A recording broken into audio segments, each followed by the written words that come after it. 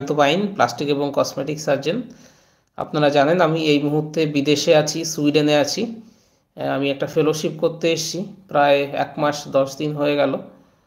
আগামী নভেম্বরের 3 তারিখে 4 তারিখে আমি ভারতে পৌঁছবো, আবার আমার ক্লিনিক্যাল অ্যাক্টিভিটি শুরু করব।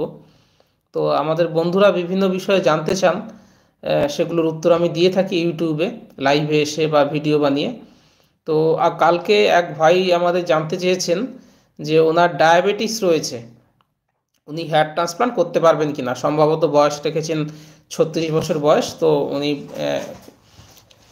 হেয়ার ট্রান্সপ্লান্ট করতে পারবেন কিনা সেই বিষয়ে জানতে চেয়েছেন। তো আমার মনে হলো যে এই সুগারের অসুখ বা ডায়াবেটিস একটা খুব আমাদের ভারতীয় উপমহাদেশে, ভারত, পাকিস্তান, বাংলাদেশ, শ্রীলঙ্কা, নেপাল, ভুটান, এই সমস্ত এরিয়াতে ডায়াবেটিস একটা খুব কমন সমস্যা। এবং অনেক ক্ষেত্রেই দেখা যায় 30, 35, 40 বছর বয়স হলে পরে অনেকে আমাদের ডায়াবেটিসে ভুক্তভোগী হন। এরপরও আর একটা সমস্যা আমি প্রায়ই হেয়ার ট্রান্সপ্লান্ট করতে গিয়ে পাই, সেটা হচ্ছে ব্লাড প্রেশার। অনেকেরই আছে যাদের ব্লাড প্রেশার রয়েছে।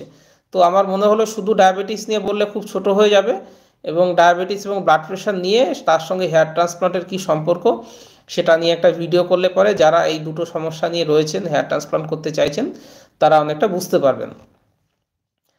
প্রথমেই বলে নিই, হেয়ার ট্রান্সপ্লান্ট যখন আমি করছি আমার কাছে দুটো গ্রুপে পেশেন্ট আসেন, আমরা দুটো গ্রুপে ব্রডলি ভাগ করতে পারি। একটা গ্রুপের পেশেন্ট আসেন যাদের বয়স 25 থেকে 35-এর মধ্যে। এরা যুবক পেশেন্ট, এদের টাক পড়ে গেছে, এনাদের চুল পড়ে যাওয়ার কারণে মানসিকভাবে তারা অশান্তিতে রয়েছেন, তারা সৌন্দর্যটা ফিরে পেতে চান। আর একটা গ্রুপে আমি ভাগ করতে পারি 35 থেকে 60 বছর বয়স। ইউজুয়ালি 60 বছরের পরে হেয়ার ট্রান্সপ্লান্ট যদি আমি করেছি, অনেকেরই করেছি, কিন্তু অনেকটা কম, শতাংশের হিসেবে অনেকটা কম বলবো। কিন্তু এই যে 35 থেকে 60 বছর বয়স বা 35 থেকে 65 বছর বয়স আমরা যদি ধরি, এই গ্রুপের পেশেন্টের মধ্যেই কিন্তু hyper tension, blood pressure, sugar, এই সমস্ত অসুখগুলো আমরা বেশি দেখতে পাবো।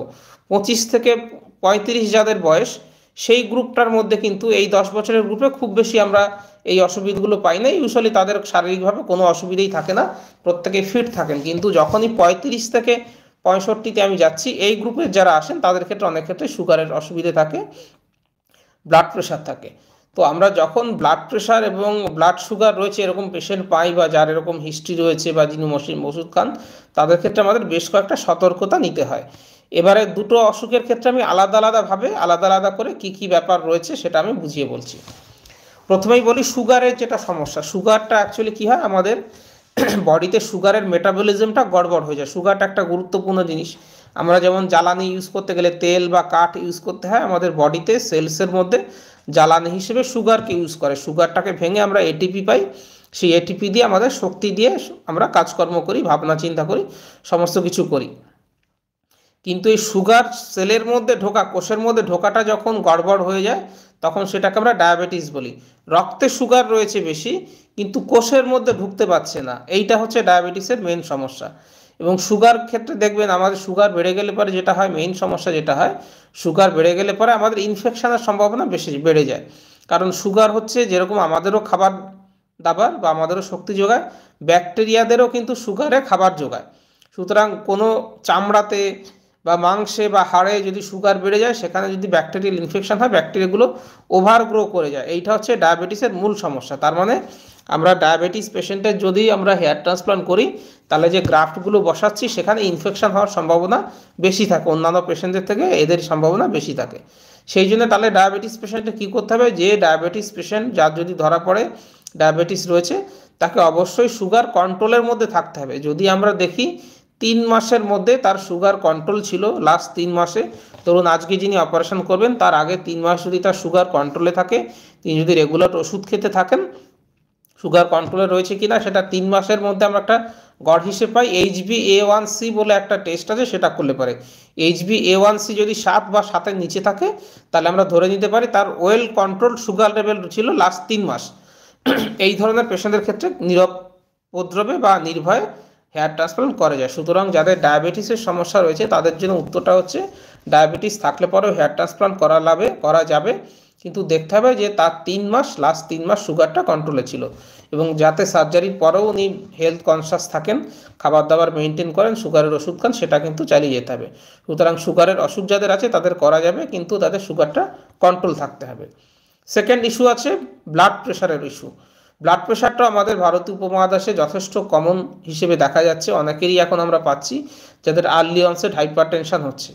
আর্লি অনসেট হাইপারটেনশন বা ব্লাড প্রেশারের অসুখ যাদের থাকে তাদের ক্ষেত্রে হেয়ার ট্রান্সপ্লান্টের অসুবিধা হচ্ছে, আমরা তো ছোট ছোট ফুটো করছি মাথাতে, পাংচার করা হয় যেটার মধ্যে আমরা চুল ঢোকাবো, বা চুল যখন আমরা তুলছি কেটে তুলি এফইউটি টেকনিক, বা একটা একটা করে এফইউটি টেকনিক বা দাড়ি থেকে তুলি, স্বাভাবিকভাবে সেখানে ছোট ছোট ছিদ্র করা হয়। যাদের ব্লাড প্রেশার বেশি থাকে তাদের ব্লিডিংটা বেশি হয়, মারাত্মক ব্লিডিং হয় না, কিন্তু কি হয়, যেহেতু কন্টিনিউয়াসলি ব্লাড বেরিয়ে আসে আমাদের চুলটা তুলতেও অসুবিধা হয়, আবার যখন তাকে বসাচ্ছি ফুটোর মধ্যে আবার ব্লিডিং হয়, চুলটাকে ঢুকিয়ে দিচ্ছি আবার ব্লিডিংয়ের চাপে সে বেরিয়ে আসছে, আবার ঢুকিয়ে দিচ্ছি আবার বেরিয়ে আসছে, ফলে সময়টা বেশি লাগে, ব্লিডিংটা বেশি হয়, সময়টা বেশি লাগে। 3000 গ্রাফট করতে চাইলে যেখানে ইউজুয়ালি 3.5 থেকে 4 ঘন্টায় হয়ে যায়, সেটা 5 ঘন্টা 5.5 ঘন্টা টাইম বেশি লেগে যায়। স্বাভাবিকভাবে টাইম বেশি লাগলে পরে রেজাল্টটা খারাপ হতে পারে, বা যতগুলো গ্রাফট আমরা করতে চেয়েছি ততগুলো হয়তো করা গেল না। ব্লাড প্রেশারের ক্ষেত্রেও আমরা দেখব উনি নিয়মিত ওষুধ খান কিনা, যদি নিয়মিত ওষুধ খান, যদি আপনার ব্লাড প্রেশার কন্ট্রোলে থাকে তাহলে কিন্তু হেয়ার ট্রান্সপ্লান্ট করা যেতে পারে। করা যাবে না সেটা নয়, কিন্তু সার্জারির আগে অন্তত 2 মাস থেকে 1.5 মাস তাকে রেগুলার ওষুধ খেয়ে যেতে হবে যাতে ব্লাড প্রেশারটা কন্ট্রোলে থাকে। এবার ব্লাড প্রেশার অনেক সময় অপারেশন চলাকালীন বেড়ে গেলে পরেও সেটাকে আমরা কমাতে পারি, কিন্তু ইন জেনারেল তার ব্লাড প্রেশারটা ভালোভাবে থাকতে হবে বা নর্মালের মধ্যে, নর্মাল রেঞ্জের মধ্যে থাকতে হবে। সুতরাং ডায়াবেটিস এবং ব্লাড প্রেশার যে সমস্ত ভাইদের রয়েছে বা যে সমস্ত পুরুষদের রয়েছে তারা নির্ভয়ে হেয়ার ট্রান্সপ্লান্ট করতে পারেন, কিন্তু দেখতে হবে তারা যেন ওষুধের মধ্যে থাকছেন, তারা কন্ট্রোলের মধ্যে থাকছেন। একটা জিনিস মনে রাখবেন, সুগার বা প্রেশার কোনোটাই কিন্তু আমাদের, আমরা 2 ধরনের অসুখ হয়, একটা ব্যাকটেরিয়া থেকে হয় ইনফেকশন, ব্যাকটেরিয়া ভাইরাস ফাঙ্গাস থেকে, আর এক ধরনের ওষুধ আছে হচ্ছে নন কমিউনিকেবল ডিজিজ, যেগুলো একজনের থেকে অন্যজনে ছড়ায় না। Blood pressure, blood sugar, thyroid, এগুলো হচ্ছে আপনার নিজস্ব অসুখ, আপনার ছিল বলে আপনার থেকে অন্য আপনার পাশে যে বসে রয়েছে তার হবে, সেটা হবে না। কিন্তু আপনার যদি কাশির অসুখ থাকে, ভাইরাস থাকে, পাশের যিনি বসে বাসে একসঙ্গে যাচ্ছেন তার হয়ে যেতে পারে। এটা কমিউনিকেবল ডিজিজ বলতে, এই নন কমিউনিকেবল ডিজিজগুলো হচ্ছে আমাদের ওষুধ খেয়ে কন্ট্রোলে রাখতে হয়, এগুলো কিন্তু চিরকাল সেরে যায় না। যে সুগারের পেশেন্ট একবার ধরা পড়েছেন তার সুগার সারা জীবন থাকবে, যার প্রেশারের অসুখ ধরা পড়েছে তার প্রেশার সারা জীবন থাকবে। কিছু কিছু ক্ষেত্রে আপনি ব্যায়াম করে, এক্সারসাইজ করে, বডির ওয়েট কমিয়ে জিনিসটাকে কন্ট্রোলে রাখতে পারেন, কিন্তু সেরে গেছে সেটা কিন্তু হয় না, সেটা দাবিও করা যায় না। সুতরাং ব্লাড প্রেশার বা সুগার যাদের রয়েছে তারা হেয়ার ট্রান্সপ্লান্ট করতে পারেন, সুস্থ সবল জীবনশৈলী মেনে চলবেন, খাওয়া দাওয়া করবেন, এক্সারসাইজ করবেন, ডাক্তারবাবুদের নিয়মিত দেখাবেন 3 মাস বা 6 মাস পরে পরে, এবং আপনার চেকের মধ্যে থাকতে হবে। এবং সেই ক্ষেত্রে যারা প্রপারলি কনসার্নড এই সমস্ত বিষয়গুলো নিয়ে, তাদের হেয়ার ট্রান্সপ্লান্ট করা যেতে পারে, কোনো অসুবিধা নেই। হেয়ার ট্রান্সপ্লান্ট নিয়ে আমার আরও অনেক ভিডিও রয়েছে, নিশ্চয়ই আপনাদের মধ্যে বিভিন্ন প্রশ্ন আছে, FUT, FUE, BHD, direct HT, এইসব টেকনিক বা হচ্ছে হেয়ার ট্রান্সপ্লান্টের রেজাল্ট কেমন হয়, কত খরচ পড়বে, কি করতে হবে, 3 মাস পরে, 6 মাস পরে, 1 বছর পরে কেমন দেখতে হচ্ছে, সেসব নিয়ে আমার চ্যানেলে অনেক ভিডিও দেওয়া রয়েছে, সেগুলো আপনারা দেখতে পারেন। আর আমার সঙ্গে যোগাযোগ করতে হলে এখানে আমার কমেন্ট বক্সে ফোন নম্বরটা, হোয়াটসঅ্যাপ নম্বর পিন করা আছে, সেখানে যোগাযোগ করতে পারেন। আর কোনো প্রশ্ন থাকলে অবশ্যই নিচে লিখবেন, আমি সমস্ত প্রশ্নের উত্তর দিয়ে দেবো। ভিডিওটা ভালো লাগলে লাইক করবেন, শেয়ার করবেন, চ্যানেলটা সাবস্ক্রাইব করবেন।